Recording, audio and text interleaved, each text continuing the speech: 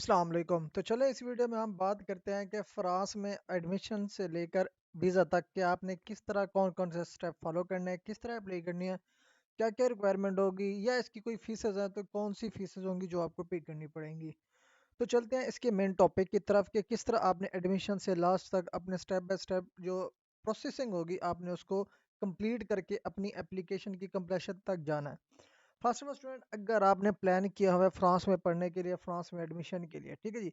इसमें दो टाइप्स होते हैं एडमिशन के, ठीक है जी, और दो वे में आप अपनी एप्लीकेशन सबमिट कर सकते हैं। फर्स्ट वन, एक होता है campus France Pakistan EEF portal, जिसको हम इटूडियंस इन फ्रांस भी कहते हैं, ठीक है जी, या हम स्टडी इन फ्रांस भी कहते हैं। एक है ये फर्स्ट पोर्टल जहाँ पे आपने एप्लीकेशन सबमिट करनी होती है।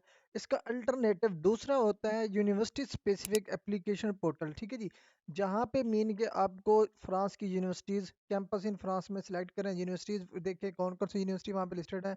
वहाँ यूनिवर्सिटी सेलेक्ट करने के बाद अगर आप फर्स्ट पोर्टल पे अप्लाई नहीं कर सकते, मीन नहीं करना चाहते इस कैंपस फ्रांस पाकिस्तान ई या पोर्टल पे, तो आपने क्या करना है, इसके जो सेकंड चैनल है वो है यूनिवर्सिटी के पोर्टल, जिसमें ई कैंडिडेट है, FS है या इंसेप्शन है।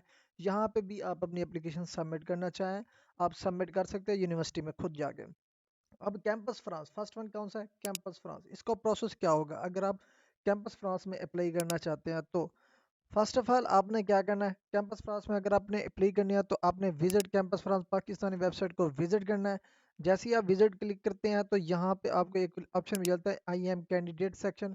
इस सेक्शन में आपने जाना है, इस सेक्शन में जाके आपने क्या करना है, अपनी एप्लीकेशन क्रिएट करनी है, ठीक है जी। एप्लीकेशन क्रिएट करने के बाद आपने क्या करना है, अपनी complete information background each and everything आपने यहाँ पे ऐड करनी है। उसके बाद जो है ना, जब आपकी रजिस्ट्रेशन अकाउंट की हो जाती है, ठीक है जी, आपको फिर अकाउंट क्रिएट होने के बाद आपको एक्सेस मिल जाता है, डैशबोर्ड ओपन हो जाता है एप्लीकेशन का। अब जैसे ही ओपन हो जाए आपको यहाँ पे जो रिक्वायर्ड डॉक्यूमेंट्स होंगे वो यहाँ पे अपलोड करने पड़ेंगे। इसमें डॉक्यूमेंट्स कौन कौन से हैं मैं यहाँ पे आपको वेबसाइट ओपन करके दिखा देता हूँ, जो कि यहाँ पे ऑलरेडी मैंने यहाँ पे मेंशन की हुई है कि किस वेबसाइट पे जाके आपने इसको करना है। फॉर एग्जांपल ये EEF पोर्टल है, इसको यहाँ से मैं कॉपी करता हूँ, कॉपी करने के बाद यहाँ पे पेस्ट करता हूँ। अब यहाँ पे पेस्ट करके आपने इंटर दबाना है। इंटर दबाएंगे तो यहाँ पे आपको फर्स्ट वन पोर्टल का लिंक मिल जाता है, इस पर आपने क्लिक करना है। अब जैसे आप इस पर क्लिक करते हैं थोड़ा सा नीचे स्क्रॉल करेंगे तो यहाँ पे भी आपको फर्दर इन्फॉर्मेशन मिल जाती है। Applying through EEF portal, EEF portal के थ्रू आपने किस तरह एप्लीकेशन सबमिट करनी है, ये लिंक है, इधर भी लिंक दिया हुआ उन्होंने, इस लिंक पे क्लिक करके भी आप अपनी एप्लीकेशन सबमिट कर सकते हैं। दूसरा, how to apply French universities, क्या आपने फ्रेंच यूनिवर्सिटीज़ में किस तरह अप्लाई करनी है, वो भी लिंक यहाँ पे गिवन है, ठीक है जी। फॉर एग्जांपल अगर आप इस प्लेटफॉर्म में अप्लाई करना चाहते हैं, इस पर क्लिक करके इसकी फर्दर इन्फॉर्मेशन आप यहाँ पे देख सकते हैं। इसकी जो है ना वेबसाइट अंडर मेंटेनेंस है, तो hope so as soon as possible ये वेबसाइट ओपन हो जाएगी, लेकिन आप जो है ना अपना सेकंड ऑप्शन यूज़ कर सकते हैं कि आपने फ्रेंच यूनिवर्सिटीज़ में किस तरह अप्लाई करनी है। यहाँ पे आपने क्लिक करना है। अब इस पे क्लिक करेंगे तो यहाँ पे भी पेज नॉट फाउंड आ रहा है, तो हम इसको रिफ्रेश कर लेते हैं अगेन कि क्यों ये आ रहा है। अदरवाइज हमने इधर आ जाना है इसकी सेक्शन में, EEF पोर्टल पे, यहाँ पे हम इसको बैक स्पेस कर लेते हैं। उसके बाद थोड़ा सा नीचे स्क्रॉल करते हैं तो यहाँ पे हम इसका जो मैनुअल प्रोसीजर है वो हम देख लेते हैं। अगर आप फ्रेंच की यूनिवर्सिटीज़ में बैचलर प्रोग्राम के लिए अप्लाई करना चाहते हैं ना, फॉर BS, अगर आपने FSC की हुई है तो आप अप्रॉक्सीमेट 7 यूनिवर्सिटीज़ में अपनी एप्लीकेशन सबमिट कर सकते हैं। मिनिमम 3 पब्लिक यूनिवर्सिटी में अप्लाई कर सकते हैं और 4 प्राइवेट यूनिवर्सिटीज़ में अप्लाई कर सकते हैं, या आप अपनी 4 प्राइवेट यूनिवर्सिटीज़ में भी अप्लाई करना चाहें सातों की सातों एप्लीकेशन तो भी आप कर सकते हैं, ठीक है जी। उसके अलावा अगर आप मास्टर डिग्री प्रोग्राम के लिए अप्लाई करना चाहते हैं तो भी आप 7 यूनिवर्सिटीज़ में एप्लीकेशन सबमिट कर सकते हैं, चाहे वो पब्लिक हैं या प्राइवेट है, ठीक है जी।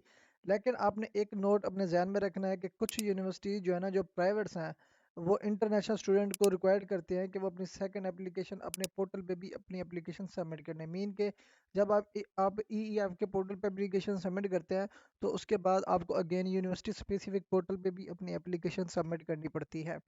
उसके अलावा जब आपने एप्लीकेशन या वंस जब आपका एडमिशन कंफर्म हो जाता है EF पोर्टल पे, तो फिर कैंपस फ्रांस की जो टीम होती है ना वो आपसे कांटेक्ट करती है, फिर आपको वो गाइड करते हैं वीज़ा एप्लीकेशन प्रोसेस की।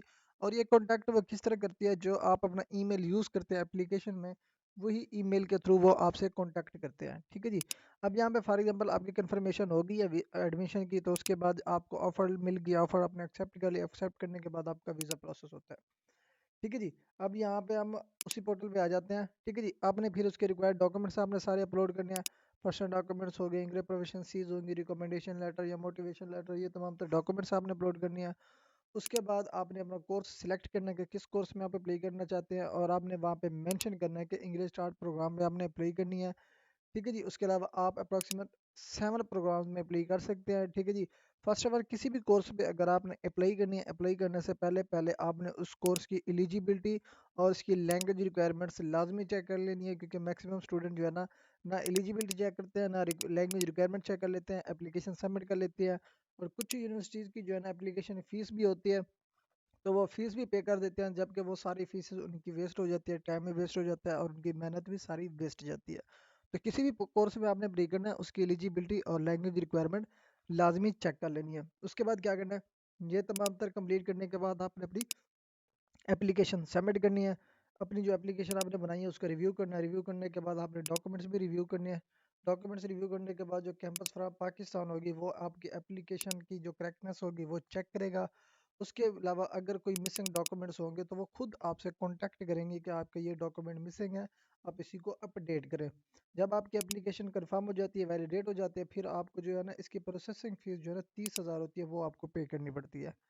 ठीक है जी। अब ये तमाम तर प्रोसेस जब आपका कंप्लीट हो जाता है, उसके बाद आपका आ जाता है जी इंटरव्यू। इंटरव्यू आपको कंडक्ट करना पड़ता है जब आपकी एप्लीकेशन सबमिट हो जाती है और आपको इनवाइट करते हैं फॉर। अब ये इंटरव्यू दो वे में हो सकता है, आपका ऑनलाइन भी हो सकता है या फिजिकल भी हो सकता है। ठीक है जी। इंटरव्यू के दौरान जो आपके साथ डिस्कस किया जाता है, कोई भी इंटरव्यू किसी भी यूनिवर्सिटी या किसी भी स्कॉलरशिप का, उसमें आपका एकेडमिक बैकग्राउंड का इंटरव्यू होता है, मोटिवेशन क्या है आपकी, आपने इस प्रोग्राम को क्यों चूज़ किया और आपके फ्यूचर कैरियर के प्लान्स क्या हैं, इसी के रेलेवेंट वो आपसे इंटरव्यू में क्वेश्चन करते हैं। उसके अलावा आपने अपनी एप्लीकेशन को कंप्लीट रिव्यू करना है, course detail each and everything, ताकि इंटरव्यू के दौरान कोई भी इसके रेलेवेंट कोई क्वेश्चन किया जाए तो आपको पता होना चाहिए। उसके अलावा जब आपका स्टेप 6 में रिस्पांस आता है यूनिवर्सिटी की इदारे की तरफ से, ठीक है जी, जब आपका इंटरव्यू कंप्लीट होता है, ठीक है जी, आपका जो है ना एप्लीकेशन फॉरवर्ड किया जाता है जिस इदारे या जिस यूनिवर्सिटी को आप सिलेक्ट करते हैं। उसके अलावा 2 मंथ के बाद आपको EEF पोर्टल चेक करना पड़ता है। वहाँ पे आपका स्टेटस अपडेट हो जाता है वेदर आप एक्सेप्टेड हैं या रिजेक्टेड है। ठीक है जी। मीन के 2 महीने के अंदर अंदर आपने अपना स्टेटस कीप एंड मतलब कि चेक करते रहना है कि आप सिलेक्ट हुए हैं या रिजेक्ट हुए हैं, वहाँ पे आपका स्टेटस अपडेट हो जाएगा। उसके बाद अगर आप वहाँ पे एक्सेप्टेड होंगे तो वहाँ पे आपको ऑफर लेटर मिल जाता है, ठीक है जी, इंस्टीट्यूशन की तरफ से। उसके अलावा जब आपका वो कंफर्म हो जाता है, आपको ऑफर लेटर मिल जाता है, आपने फिर वो अपनी ऑफर को कंफर्म करना है, फिर आपने उसकी प्रोसेसिंग फ़ी पे करनी है, जो कि ऑलरेडी मैंने बताई है 30,000 इसकी पाकिस्तानी रुपीज़ बनती है, वो आपको पे करनी पड़ेगी। ठीक है जी। उसके अलावा जब आपकी ऑफ़र फाइनलाइज हो जाती है, फिर आपको जो है ना वीज़ा के लिए अपॉइंटमेंट बुक करनी पड़ती है और आप उसके लिए एलिजिबल होते हैं।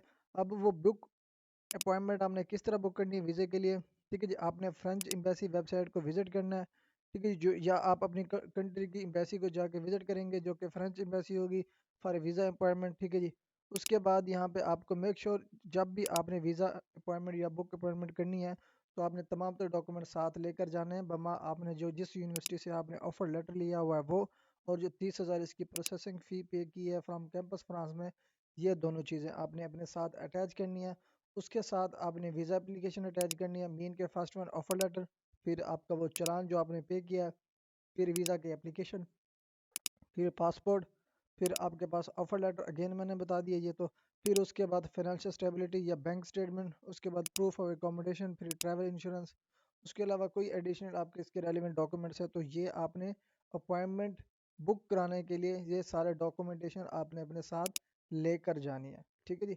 उसके बाद एप्लीकेशन पोर्टल कौन कौन से हैं ऑलरेडी मैं डिस्कस कर चुका हूँ। यहाँ पे ई कैंडिडेट पोर्टल भी है पड़ा, ठीक है जी, FSA पोर्टल भी है पड़ा, तो कुछ यूनिवर्सिटी स्पेसिफिक पोर्टल भी हैं पड़े, तो वहाँ से आप अपनी एप्लीकेशन सबमिट कर सकते हैं। ठीक है जी। उसके अलावा ये तमाम तर प्रोसीजर सेम यही है। अगर आप फ्रांस में किसी भी सब्जेक्ट में किसी भी कोर्स पे अप्लाई करना चाहते हैं, इन 2 वे में अपनी एप्लीकेशन सबमिट कर सकते हैं। तो अगर आपको ये वीडियो अच्छी लगी हो, कैंडली चैनल को सब्सक्राइब और वीडियो को लाइक कर दीजिएगा।